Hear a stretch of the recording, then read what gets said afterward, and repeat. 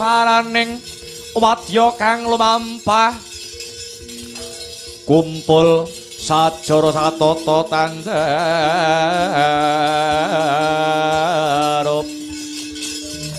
ong tene ramaparna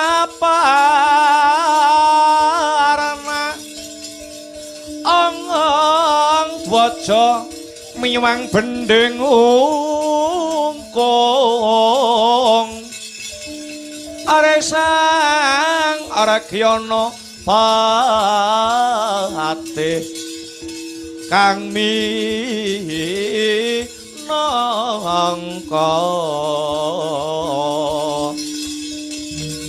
cucuk ing prawadya bala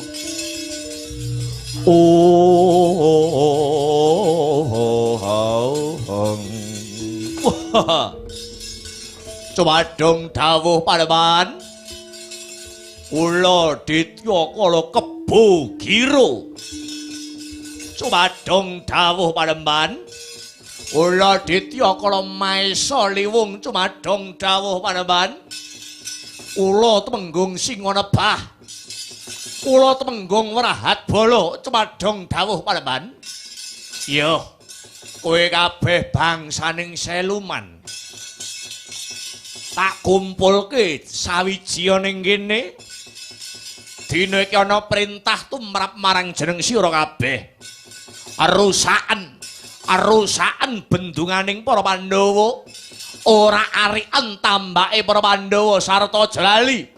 Padha gaweya ontran-ontran ana pesanggraning para Pandhawa kang mapan ana ing pesanggrahan Serayu. Sapa wae sing dadi pepalang kalebu Ratu Mandura Prabu Baladewa sampurnakna sing dadi nyawane. Sampun wasu melang Panembahan. Kula piyambak ingkang badhe mandhegani para prajurit. Aja gawe wirang, aja gawe isin. Awit panjenengan ingsun wis manunggal kekuatan kelawan sinuwuning Ngastina anak Anggara Prabu Duryudana. Yen perlu peranaan Pandhawa pisan renteng ana gulune siji mbaka siji ngestake dawuh. Budhal dhewe iki para prajurit guwa Mangleng. Umreh kang bala lumares Budaleng Prawadya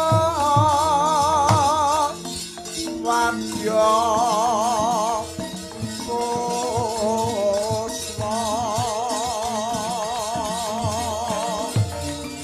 warna-warna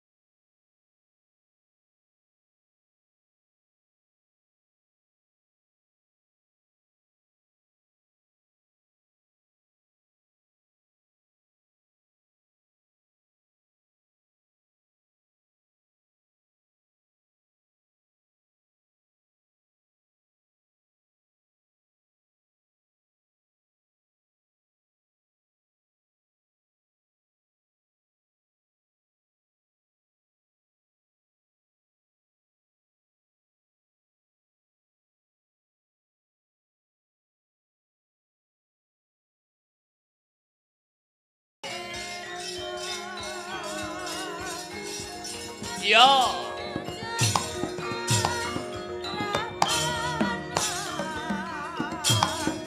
Hi. Baik.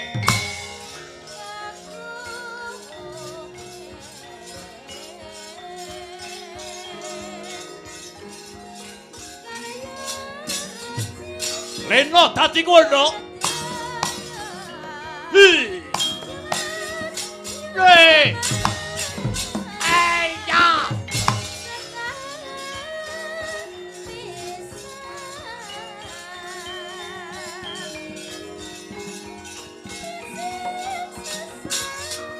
Awas. Hei, cepet dadamu derajat apa kowe? Hei, canda iki pengakuan. Hei. Hei.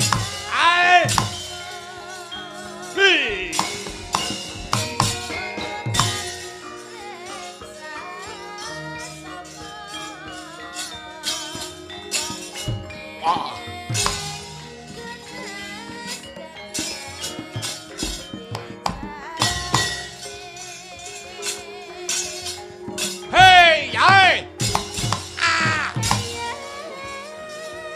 Antep tanganmu kuwi anoman. Ayo ngadeg apa sih? Iya. Oh. Ya. Dan tanganmu elok tenanan wong. Hei, hai ho, ya ha ho. Ayo.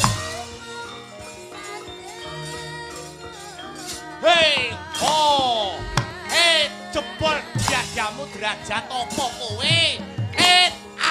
Waya. Oh.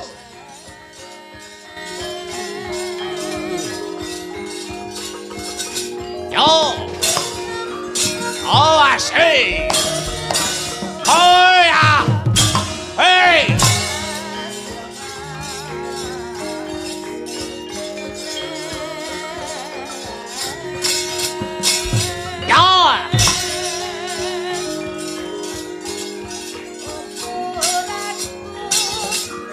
Hei, yo. Sakti aku. Hei. Wah. Ho, wah. Rasa nomo nyetelek kowe. Hei, ya.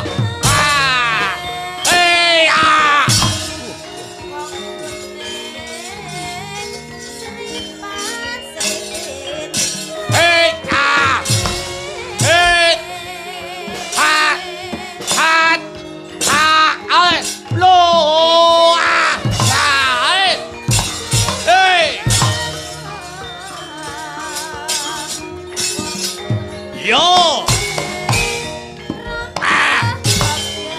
Yo.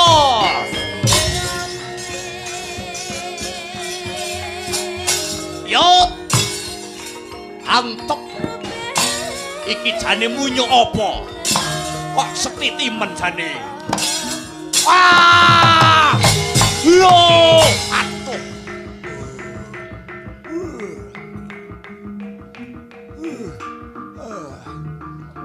Awas. Hei.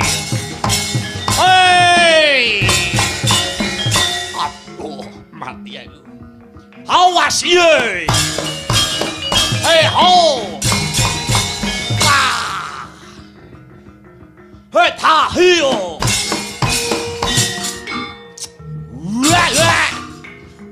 Wah. Ayah. Wah.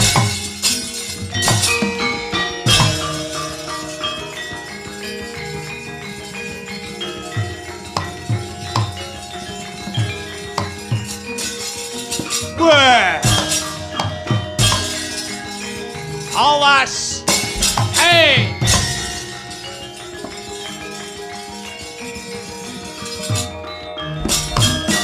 Bekuk. Ya dekne rica-rica kethek kowe. Kurang ajar kowe. Hei, hek. Jebol diadyamu kowe. Derajat apa iki? Wah. Hei, wah. Oh, hei, haya, hei, yo.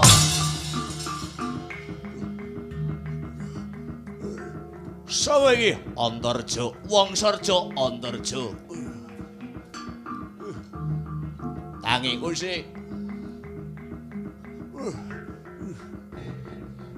Hei, oh, haya, oh, wah, wah, hei, oh.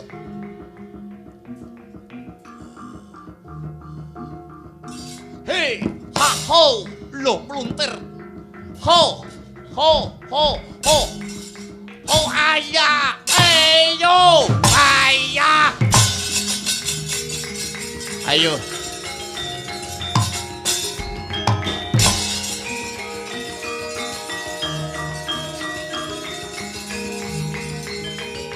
Yo, ah, ah.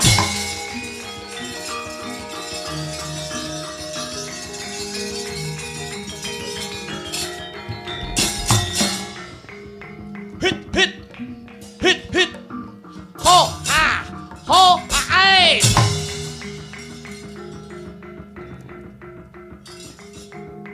Ho, ha, hey, ah, wah. Worok bosok maju. Waya, ah.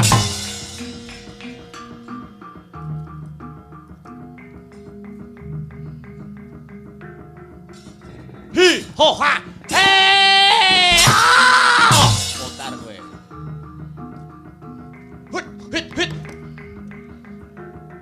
Hey, ya, ah, ah, wah.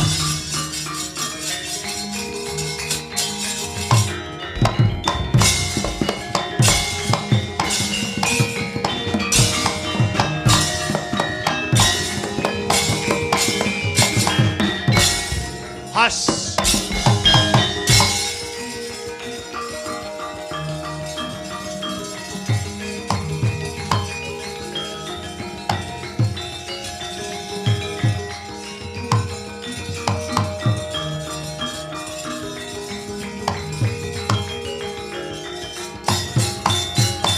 Hey.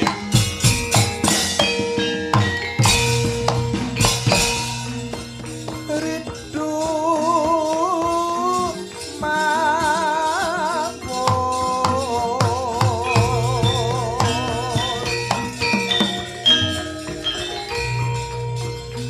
mangawar abormu rahan pengarane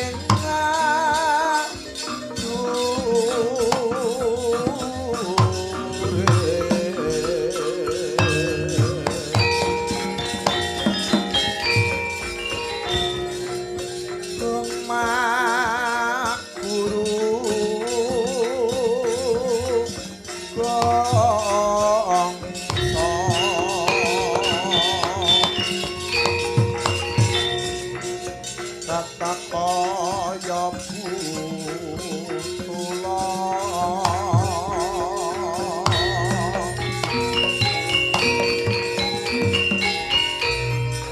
war pangriting turangga esti barakata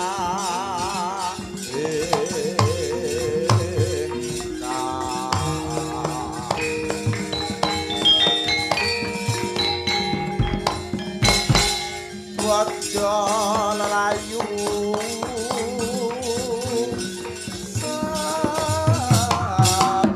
Hey.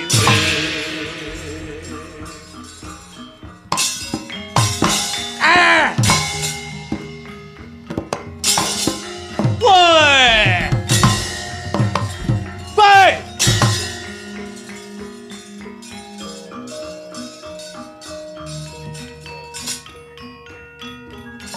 Hau. Sawi. Bocah pringgonane Gatotkaca bali takon Maesa Liwung. Ayo arep neter kasekten kowe buta setengah kebu. Yo. Maju kemrong arsa leganing atimu. Tetel kulitmu. Wayang kowe. Cangkemmu. Hei, woi. Hei, ha. Woi. No. Woi. Ha. Woi, wayang. Lo. Woi. Ora minggat.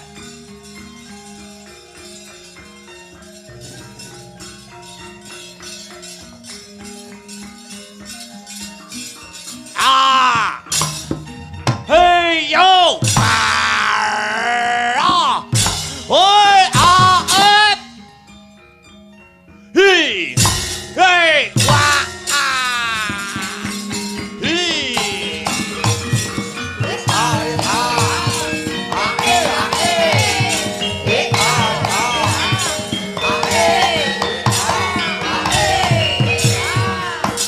Ah!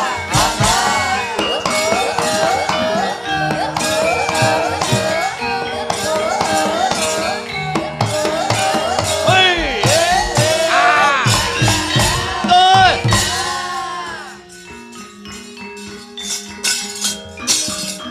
Oh!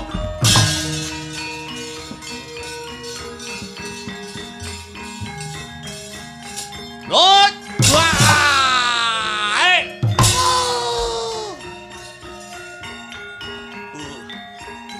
Kena kisut sikut.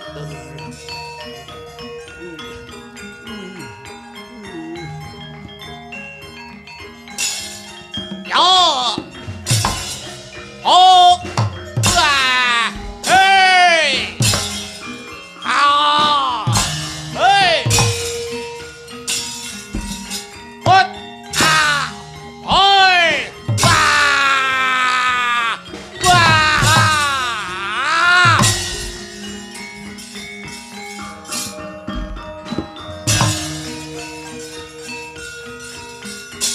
Yo! Serutuk! Serutuk! Hop! Hey! Hey! Hey! Ya! Hey! Ah! Ah! Hey!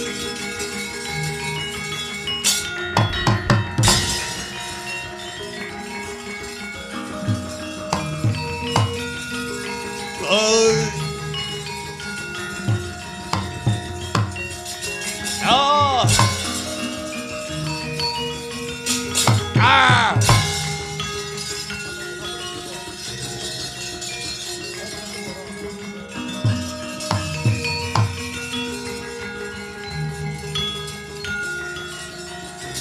Woi! Ya! Ah! Woi! Yo! Ah! Woi! Hey! Ah!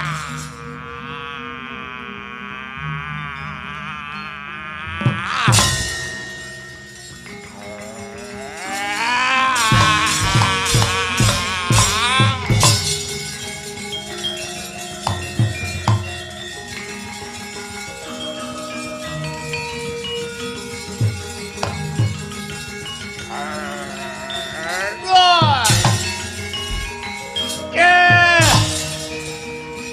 Woi!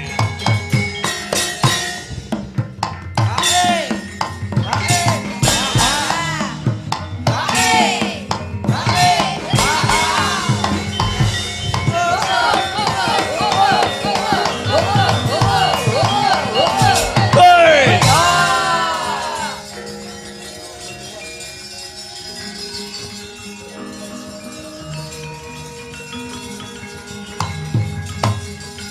Woi! Ah! Wah, ambles bumi kowe. Metu! Woi! Ah! Yo! Hoi!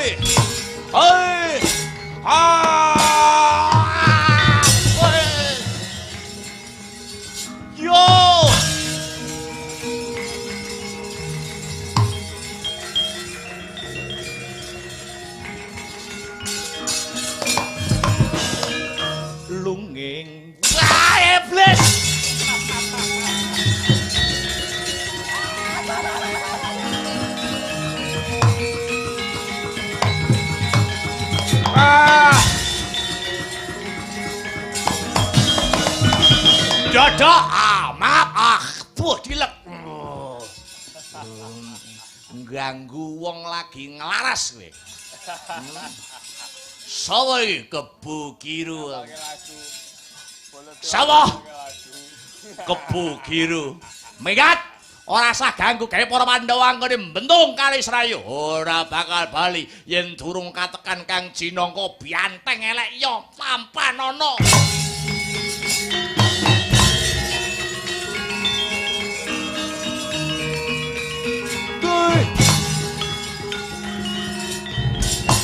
ayo ngantumo orang aman penatio orang sekti beguru amjalun jolo rebut remen jangan mati derajat topo Prabu Baladewa ratu ratau maju tantang iki 1000 bareng maju 100 bareng ambrol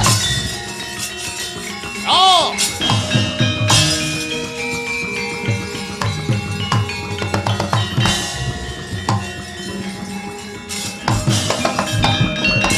arep mlayu arep mlayu sawangen apa iki ya lihat pusaka Mandura Kyai Nenggala wis pirang-pirang nyawa sing diuntamake karo pusaka iki kalebu kowe nyoh nek enak tanduk ya engko wek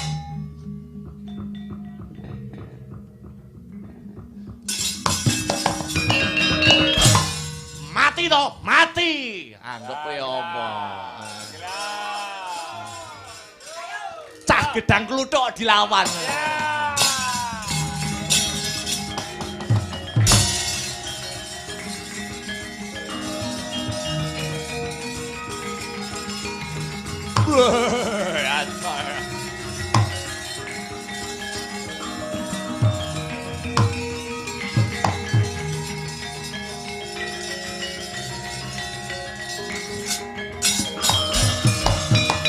mawet kang katrajang ing dahana wadya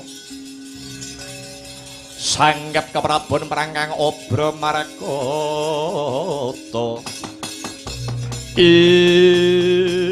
woi lah dalah iya jagat dewa Bathara ya jagat Pramudita wadyabala saka ngguwa mangling padha kasesering jurit ora ana kang mangga pulya mungsuh tanding lawan pranakan Pandhawa kalebu muridku sing banget ndak tresnani si Kebu Giru karo Maesa Liwung padha tumekaning pralaya ya kalamun begawan godha mangkara nganggo akal tak ira ora bakal ngrampungi perkara aku dene iki bakal nggunakake akalku kanthi bener lan becik aku bakal nemoni muridku sing bisa silem ana ing banyu supaya ngrusak bentukaning para Pandhawa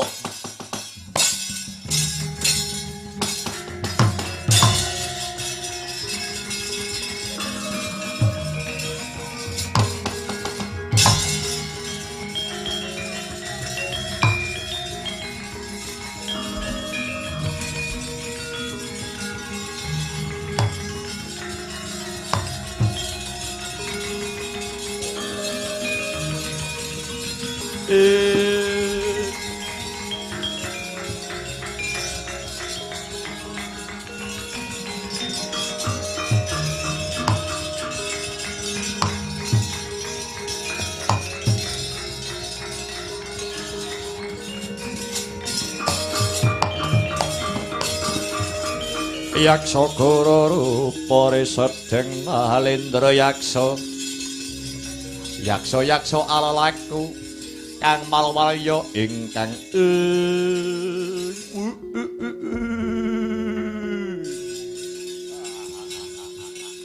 Rekata Sura muridku sing banget ndak tresnani kuwi buta setengah cuyu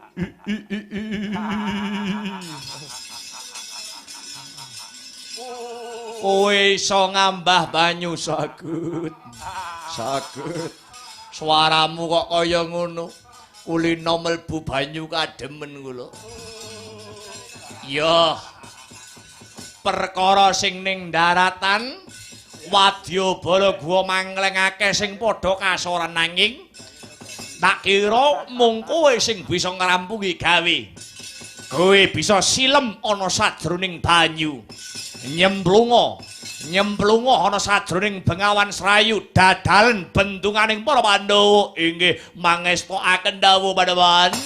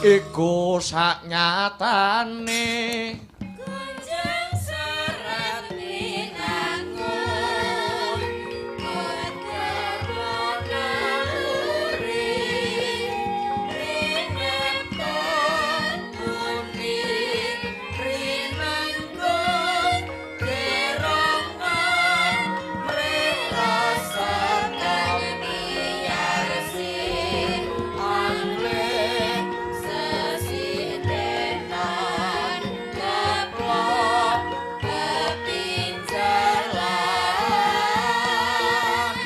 suwe-suwe anyut serana ngangge makan irama sikra saya rakta sumanding kalilin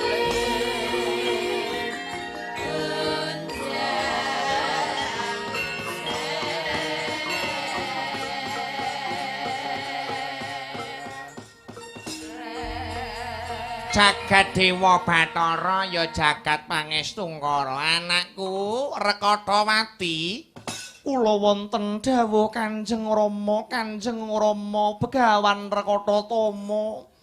iki mbok ya ditakoni to anakmu Lenang iki. Anakmu Lenang iki jane ngene apa? Tak sawang-sawang putuku si Srenggini kuwi yen Wancirina ora mboga, Wanciratri ora nendra. Coba takonono Nduk Rekatawati. Anakku nggih Srenggini bocah bagus. Mbok kowe kuwi prasaja to Nang?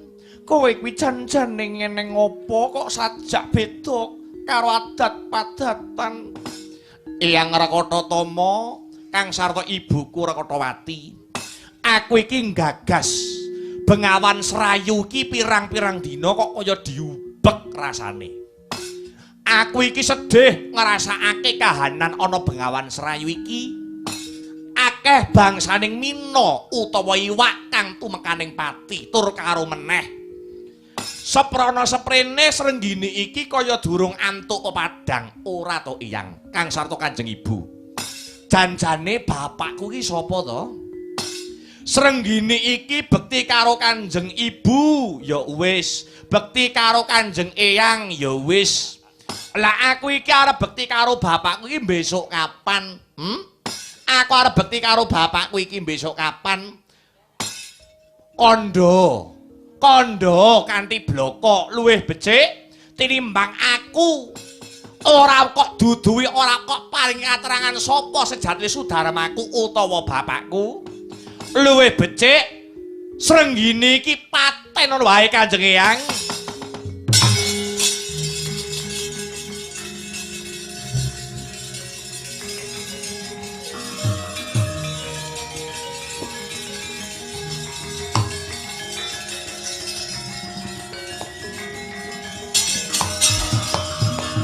Srenggini Piye, Mbah? kowe kuwi Sejatine putrane Panenggak Pandhawa. Sing jenenge Raden Werkudara ya Raden Bimasena. Raden Werkudara. Iya. Sejarahe piye, Mbah? Sejarahe mangkene. Duk rumuhun Pandhawa lan Kurawa kuwi nalikane dhisik-dhisikan gawe kali. Kuwi kabeh pancen diteter karo eyange Pandhita ing Sapta Arga peparab Begawan Wiyasa. Pandhita ing Sapta Arga. Lah nalika samana Kurawa gawe kali sing jenenge Kali Cingcing Guling. Kuwi sing ngewangi bangsaning ngelembut, bangsaning jim setan priprayangan. Mongko gawene kali kuwi dhisik-dhisikan. Sapa sing kaline dadi dhisik ing besuke Baratayuda Jaya Binangun bakal unggul sing dadi jurite. Mangkono sabdaning Begawan Wiyasa. Sabanjure bapakmu Raden Werkudara semedi ana tepining Kali Serayu. Batine ngudarasa apa kelakon Pandhawa bakale gawe kali. Bareng aku sumurup, aku kelawan ibumu melu cancut gumregut. Aku lan ibumu merintahake kabeh bangsaning Rekata utawa Cuyu. Wekasane Kali Serayu bisa dadi luwih dhisik timbang kaline para Kurawa sing winastan Cingcing Guling gaweane para Kurawa. Lah sabanjure kaya mangkono bapakmu ngaturake panuwun marang aku ndilalah kersane ngalah. Bapakmu kepencut karo ibumu si Rekatawati, wekasan pinundhut garwa anak-anak kowe Srenggini. Dadi kaya mangkono sejarah iya. Ning ngene ya Srenggini. Dadi anak Werkudara kuwi ora gampang. Nadyan kuwi ya bapakmu tenan, ning mesti wae iki mengko kowe bakal diteter kanthi pacoban sing abot. Dadi anak Werkudara kuwi saben esuk sarapane anak padha anak didu kon jotosan. Kuwi sarapane anak Werkudara ngono. Kon gelut mengko wayah bedhuk rasa-rasanan kuat-kuatan ngangkat godo rujak polo. Leh, godoe abote sepira? Lho, maido cah iki. Pusakane bapakmu Kyai Rujak Polo kuwi nek didekne, oh iso nutupi sawah 3 hektar kuwi tenan. Sik to, Mbah. Janjane anake Werkudara kuwi ana pira? Lho, manut persine ngono. Gagrake ana dhewe-dhewe. Ha iki lho. Ana sing 2, ana sing 3, ana sing 4, ana sing 5, ana sing 10. Oh ngono. Manut gagrake. Lah sing bener ndi? Bener kabeh wong kabeh ya ana bukune kok. Iya. Nek kowe sing mbok nut manut sing nanggap ngono. Arep gedhe-gedhenan. Sing bener iki. Renek sing nanggap ya merongos. Iya. Ngono, Mbah. Ya wis, yen pancen kaya mangkono. Aku bakal pamit karo simbah Kang sarta Kanjeng Ibu Lilanana. Dina iki aku tak budal. Mentas saka sungapaning Kali Serayu bakal goleki bapakku Raden Werkudara. Duga-duga ginawa ngati-ngati aja nganti keri Srenggini. Tak balang puja pangestu muga-muga kasembatan napa sing dadi setiamu yo nang.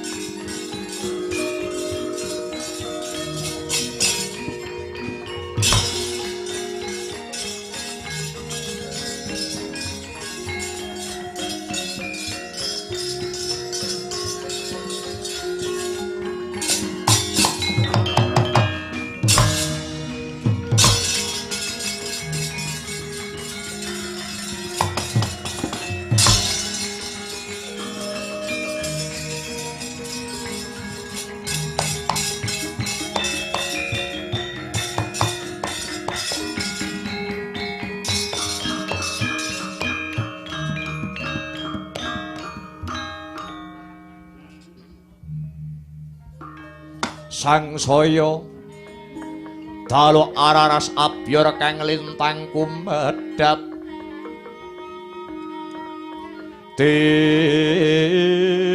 Tisti sunyo tengah wengi lumrang gandaning puspita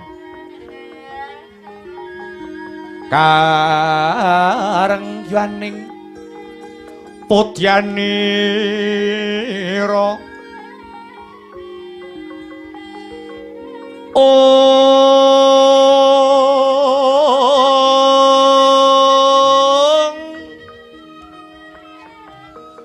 Sang Dwija wara ambrengeng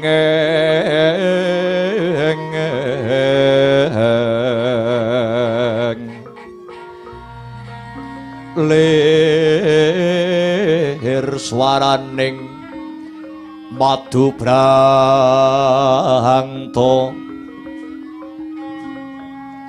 manung sungsarining kembang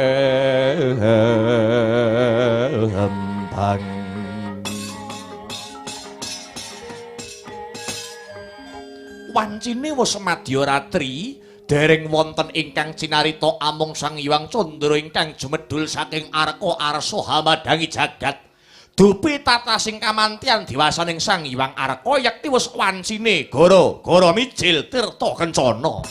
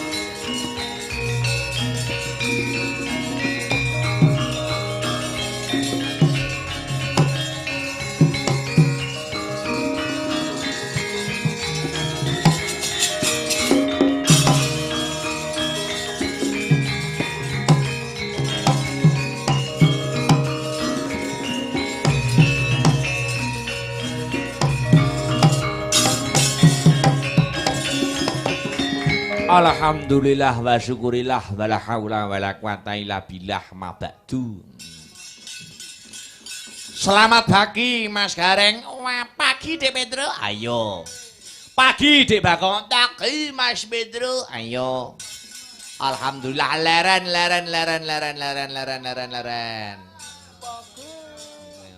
Ah, sisuk prei lah.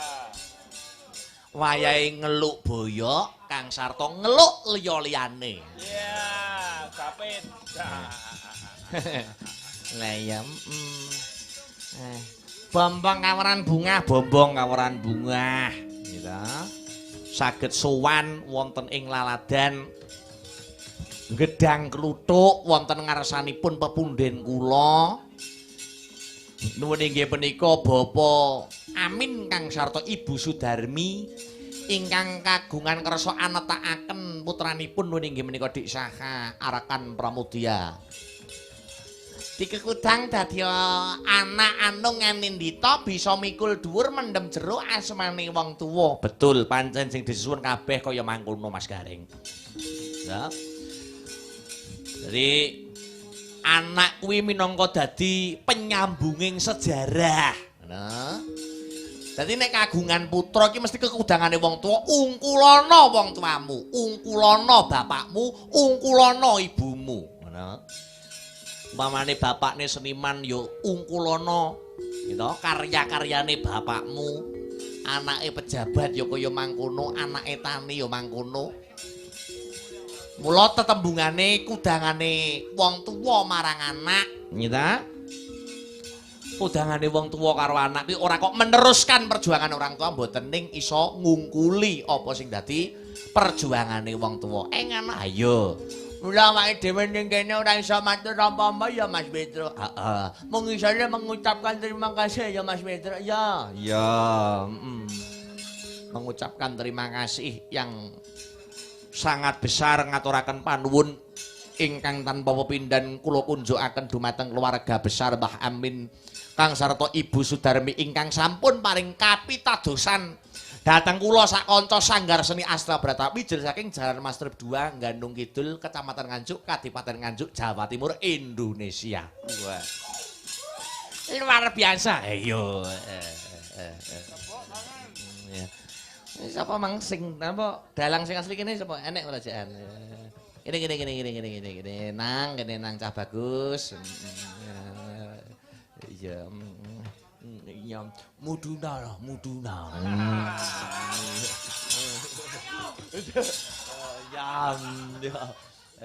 Sana megang mic ya iki tak iki asli gedang luthuk niki Mbak Mano, dalang kecil belajar. Dipegang mic iki lho. Biyen cilik aku ya kaya ngene iki. Mas Akbar. Duduk gak apa-apa, duduk aja. Mas Akbar. Dalem. Ya nono ngene iki bagiane sapa coba ora? Sing ndi? Ya nono ngene iki bagiane sapa? Iki ta? Heeh. Iki. Heeh. Bagiane sapa piye to? Lah iki bagiane sapa nek ngene iki? Lah duka. Iki nek ospek kuwi bagianku. Nah, aja niki sik polos lho, Mbak. Aku ki ya jek polos urung apa-apa blas lho. Niki sik namane sapa to? Mas jenengan Dik. Nggih tepangaken Christian Eka Ramadhani, Mas. Nggih gedang luthuke pundi? Tebih napa mboten saking mriki? Celak, Mas. Celak nggih. Jenenge padha karo aku lho. Lho, Kristiane niki? Lah asmane panjenengan sinten? Manohara Deni Christian.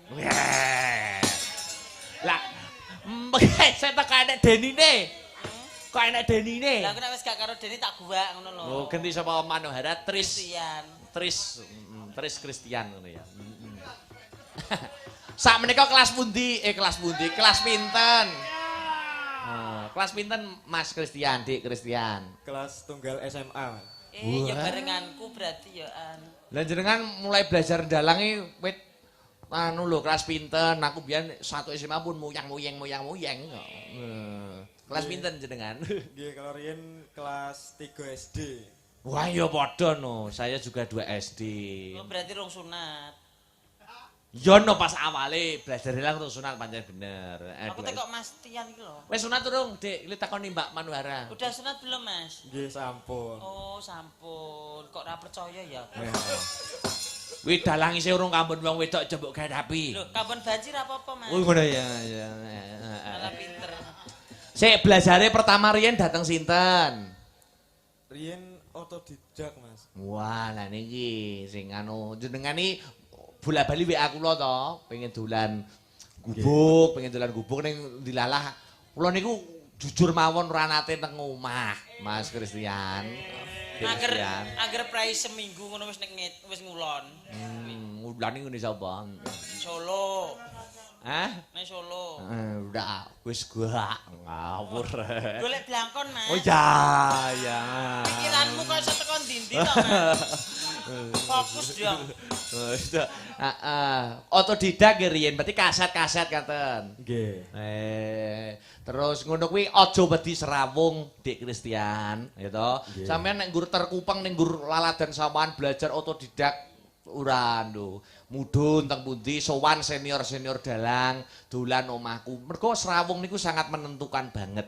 Wong niku ambak nggur sak serawung, ambak nggur sak pergaulan niku ilmune terus ngaten nggih. Kula mboten ngandani ning kula niki menceritakan pengalaman kula piyambak. Nah, Nggih.